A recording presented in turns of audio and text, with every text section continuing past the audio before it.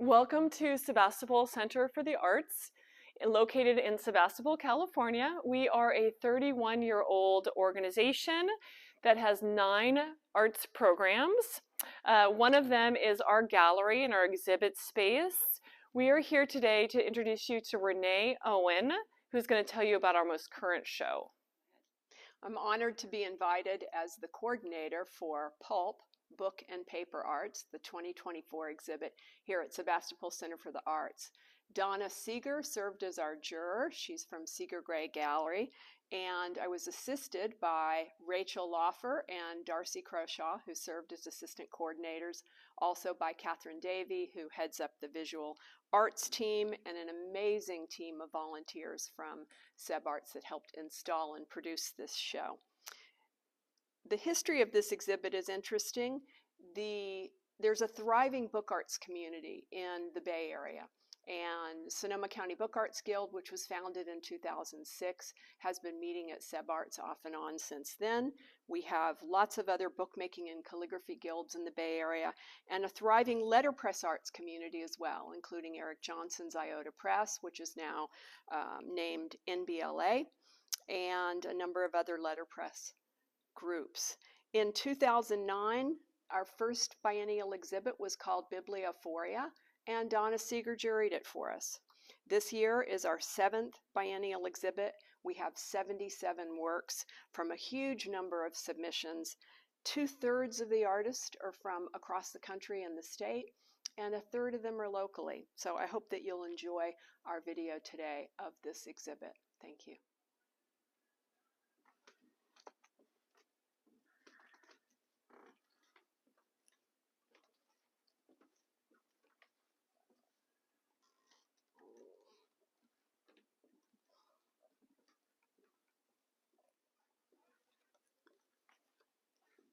This first sculptural piece is by Melanie Uribe. It's titled Lost Identity.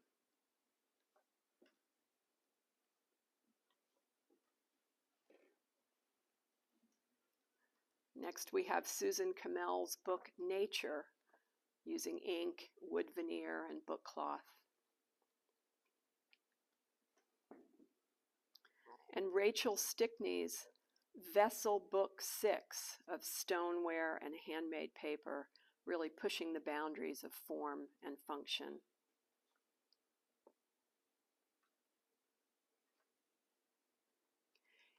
Tina Hittenberg's School of Transformation, cast paper pulp, pressed into antique cast iron fish molds.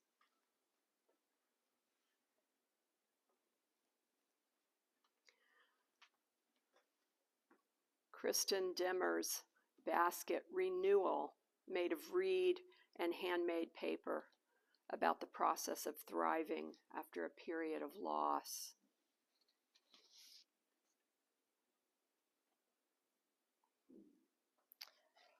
Susie Wolf's Bark Beetle, Obligate Mutualism book, from branches, laser-cut wood, iron oxide dyed felt, about bark beetles and the patterns that occur in wood. Jennifer Rose Wolkin's book, Unraveling, The Impact of Terminal Illness, a stoneware vessel, and hand-woven on a loom, then unraveled.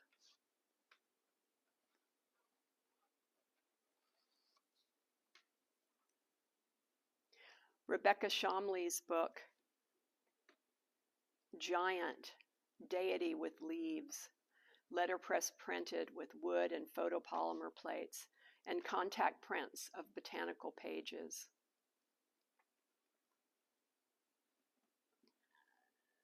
Next we have C.B. Sherlock's Fragment Number 2, a found letterpress printed text block and a branch.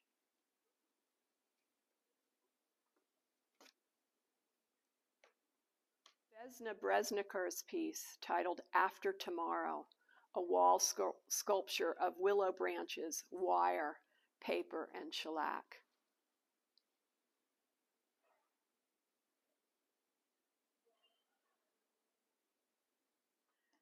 On the wall, we have Ellen Schiffman's piece, Journey from Midnight to Morn, a cyanotype explosion book made in the woods surrounding her Connecticut home.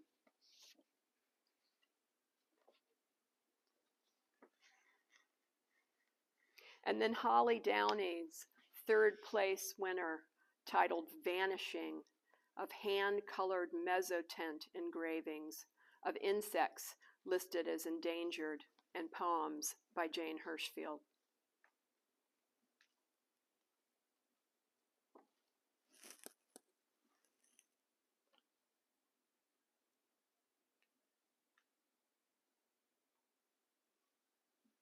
Dean Rabino's Lucretius on particle physics.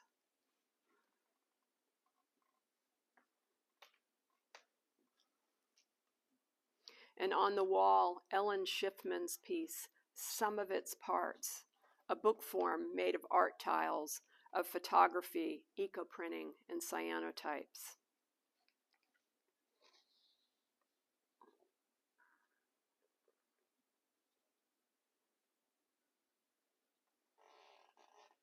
And a second exquisite book by Holly Downing titled Fruiting Bodies, Fungi, with 7 mezzotint engravings of mushrooms and fungi-related poems.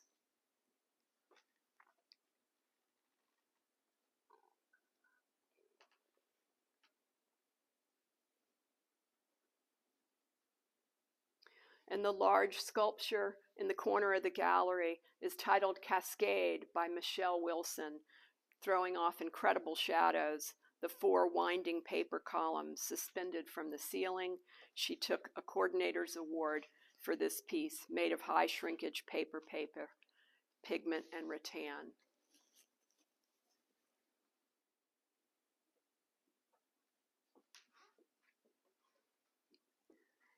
And in the vitrine, we have Butterflies, Blue, by Sean Olson, a cut paper sculpture created by removing the printed area from paper towels.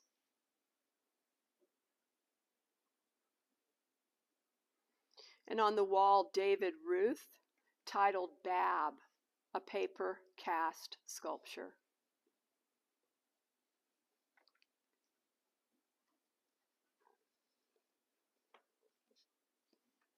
And Rhiannon Alper's detailed work, titled Lichen, Rambles in the Colorado Front Range, 2 books and specimens inspired by women biologists, wood-type monoprints, real specimens, all classic Alper's work.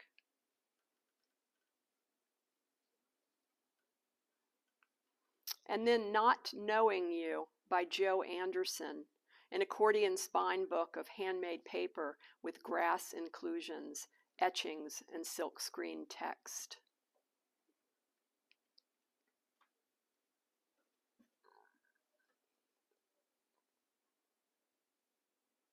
Ben Donino's interesting piece called This Side Towards Screen, a box set with 10 replica slides, an LED screen, a hand-bound book, all housed in a handmade slipcase box.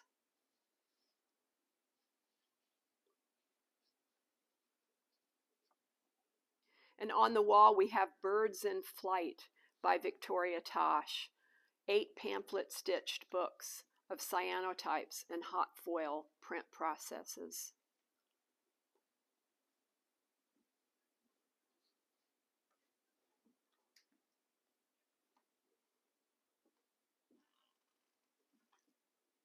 Followed by Tiffany Miller Russell's piece titled Run, a cut paper sculpture in a pearl frame.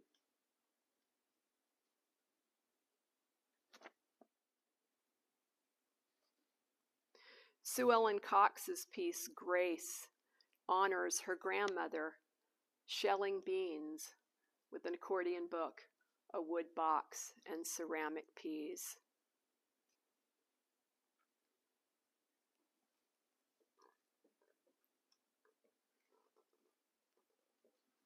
And then Sarah Halsey's accordion book titled Speech Patterns, letterpress from polymer plates, die cutting, and etchings, on the rules of language.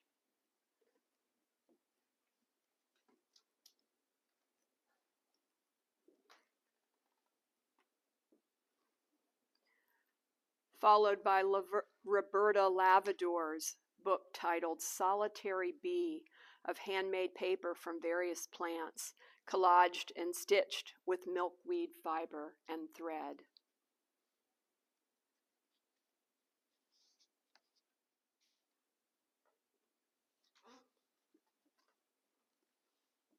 We have Betsy Kellis's piece titled The Middle Way, collaged from book covers and bits of bindings and exposed cradle panel substrate.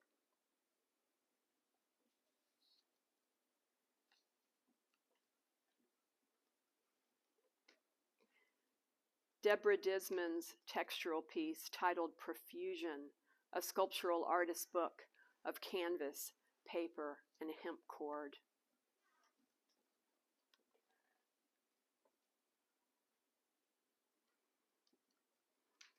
And then my own piece, Renee Owen, titled Transplants, of eco-printed paper using local plants and rusty metals and driftwood covers with a unique binding.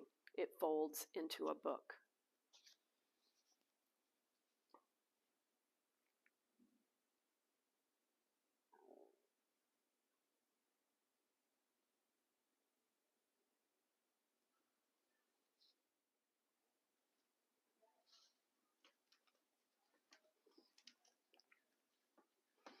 This piece is titled Shadows by Darcy Croshaw, one of the assistant coordinators in the show. The bowl is made of paper mache. Then we have the book The Crab by Bettina Pauley, letterpress printed, paper clay, and linoleum block carving.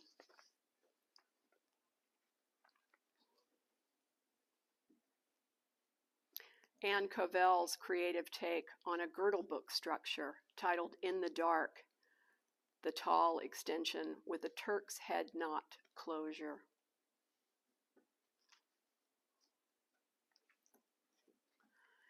And Cardboard Mobius 4 on the Wall by Younghwa Choi, made by cutting up Amazon boxes and expressing the circulating energy of nature.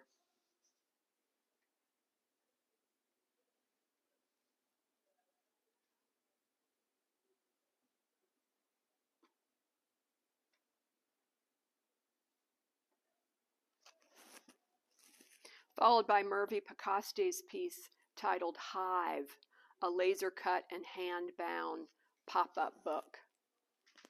Followed by Servain Brion's Hink Ad Horum book, a Chinese thread box structure incorporating plants and their inks and dyes.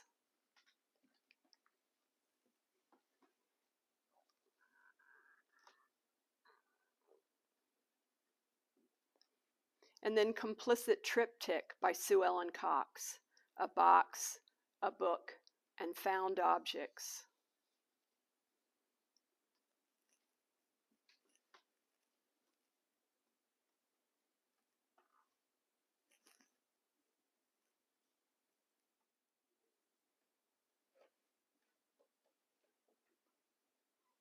This piece is titled Dislocation by Macy Chadwick on the COVID pandemic, letterpress with linoleum blocks and polymer plates and a box.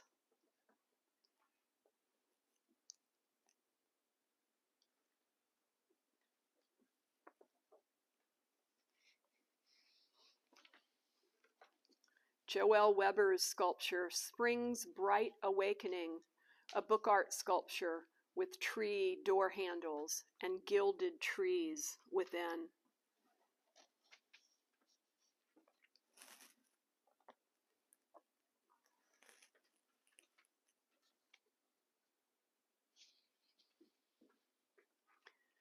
And a calligraphic scroll book mobile titled Overwrite, Rebound, Unfurled by Lynn Prather.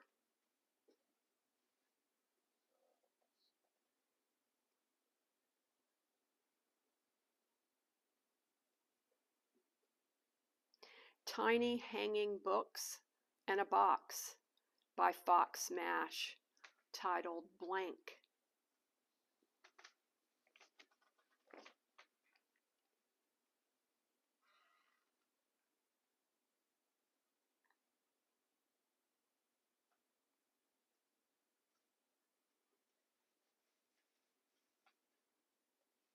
William Whitley's piece, a Tennyson Tetratic, hand-set type, printed letterpress, The Lady of Shalott.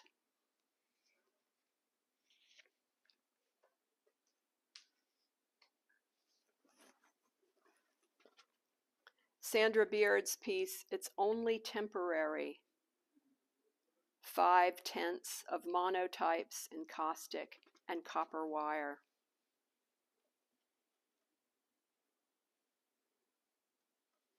Lit from Above by Nell Hergenrather's Cream Pendant Lamp, made of watercolor paper saturated in encaustic wax and wood veneers.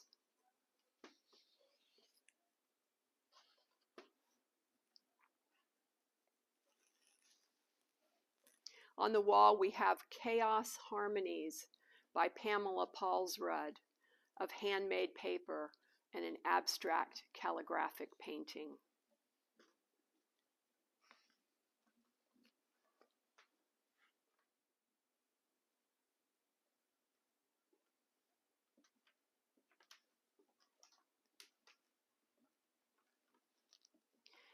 Eddie Overturf's colorful artist book titled Someday.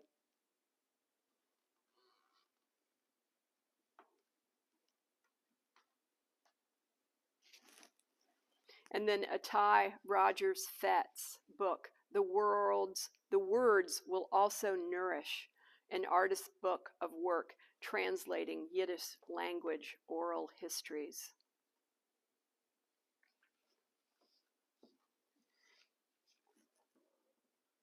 By Peggy Johnston, we have Argonauts, a sculptural book with copper filament and glass beads, paper, thread, cloth, wire, and a box.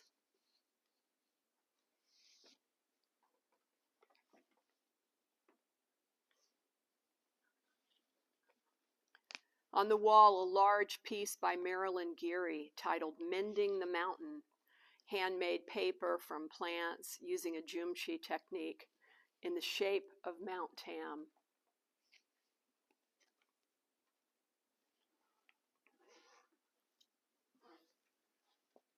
And then Jennifer Rose Wolkin's piece, In Anticipation of a Rare Event, which was awarded first place, a wearable book sculpture inspired by chronic illness. The text of the book, visible on the spine, is in the binding.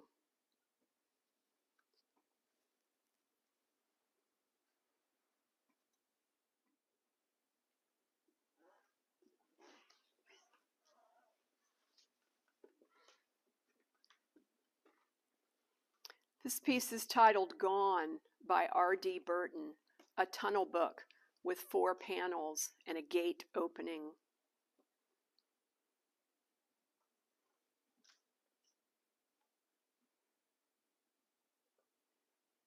And then Ellen Knudson's intricate book, Common Rocks and Other Problems, letterpress printed, pleated accordion artist book and box.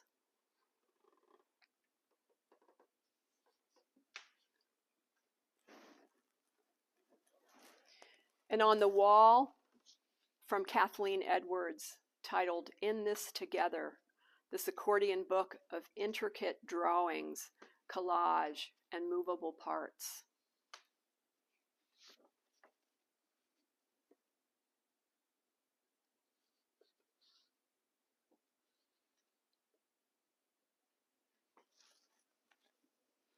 And then from A.B. Gorham, we have a huge letterpress printed hand-bound accordion book titled Regolith that explores experimental typography and includes a box.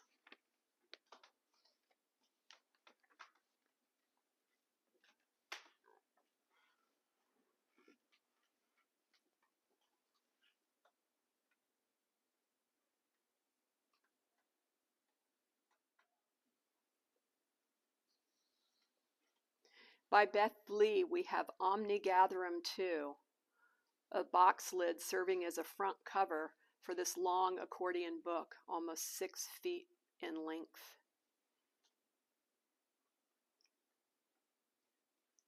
And then a sculptural piece by Todd Thyberg titled A Fiasco to memorialize the pivotal year of 2020 with a shredded Bill of Rights and 13 letterpress pieces of garbage. By Robert Hunter, we have the book Mystic Tea, an open concertina book brewed to escape the sorrows that we're currently enduring.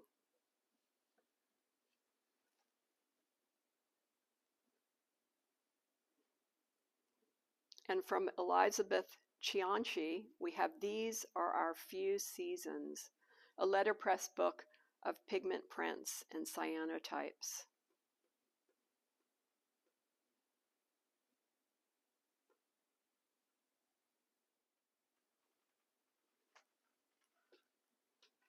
Silent Spring by Rachel Laufer, a hanging mobile book of cyanotypes about pesticide overuse.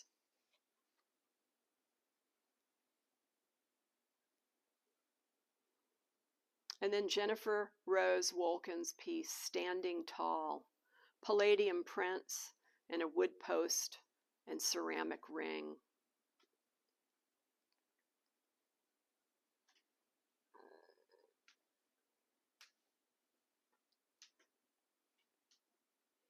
And watching over the gallery, The Crown Hair by Aaron Kramer, a sculpture made of handmade paper.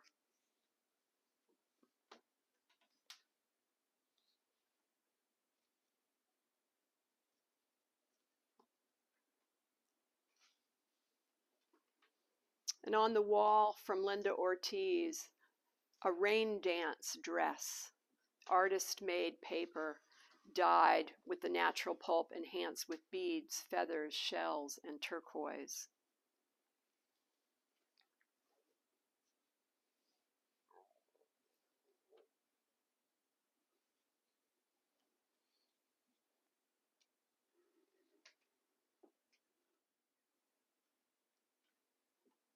From Joanna Kidd, we have a sculptural artist book titled Knots, Knitting the Thread of Conversations.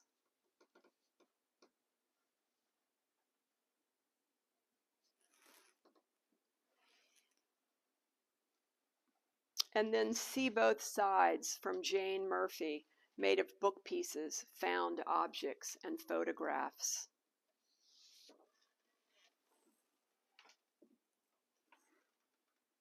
And then a sculpture from Susan Ryan titled Flood Stage. Packed with plastic, it addresses the trash on the banks of the Russian River.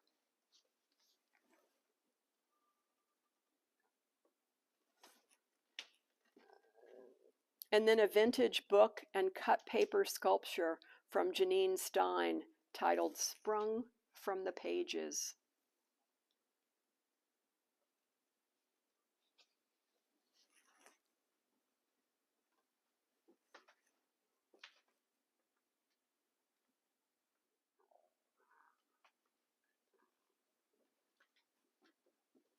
We have The Winds of Change Forever Blow by Barbara Nitzberg, hand braided using a Japanese braiding technique made of hand-spun sewing pattern tissue, pine, paper, and nettle yarn.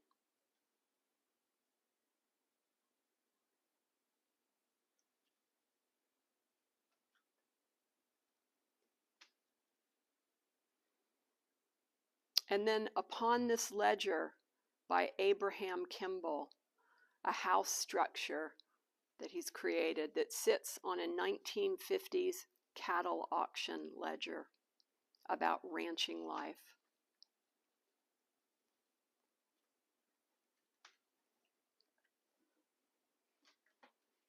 And on the wall, we have Mapping the Anthropocene, California by Sarita Zaleha, letterpress printed with laser cut relief shapes and vinyl cut pressure printed text.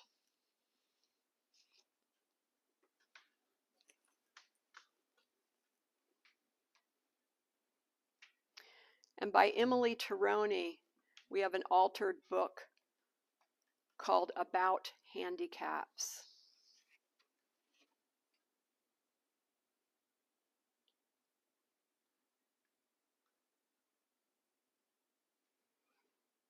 And then Susan Camel's accordion-style fold-out book called Musical Notes with calligraphy, inks, pencils, papers.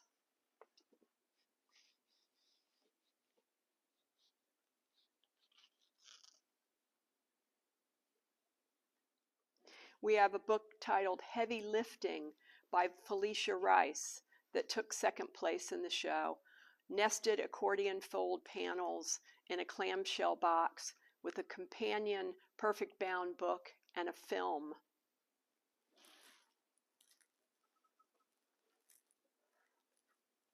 And then we have Patty Kennedy Zaffrade's Spirits Remembered with hand-screen printed images on hand-dyed fabric, quilted and stitched.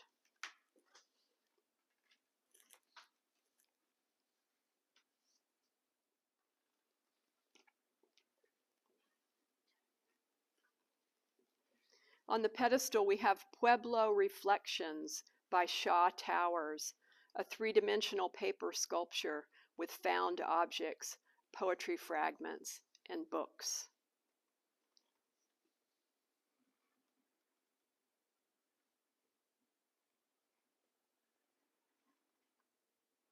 And then the abstract sculpture titled Carapace by Deborah Benioff Friedman, made of scrap metal and abaca pulp, speaking to us of bones.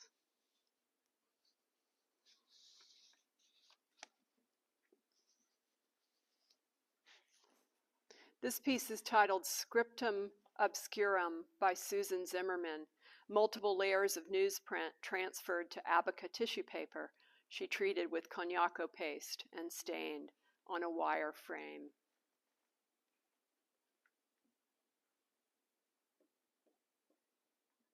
And by Saralisa Yilatalo, the book Disconnected, repurposed books that her late husband read to her, annotated Sherlock Holmes volumes, dyed with indigo.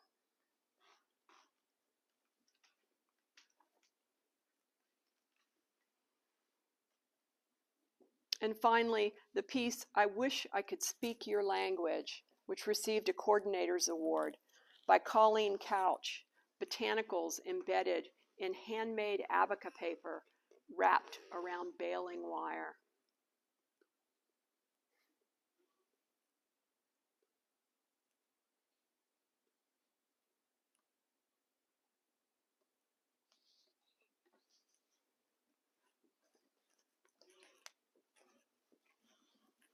Thank you for being with us today as we journeyed through the show Pulp, Book and Paper Arts at Sebastopol Center for the Arts. The exhibit shows the tremendous breadth and depth of the work included. So come see the show in person. We made boxed card sets of 10 of some of our favorite artworks, and they're beautiful commemorative cards if they're available for sale at the gift shop. Thanks to Melanie Weiss. Please, if you enjoyed this video and this exhibit, support Seb Arts and all their incredible programming by donating to them on their website today. I hope to see you soon. Thank you so much.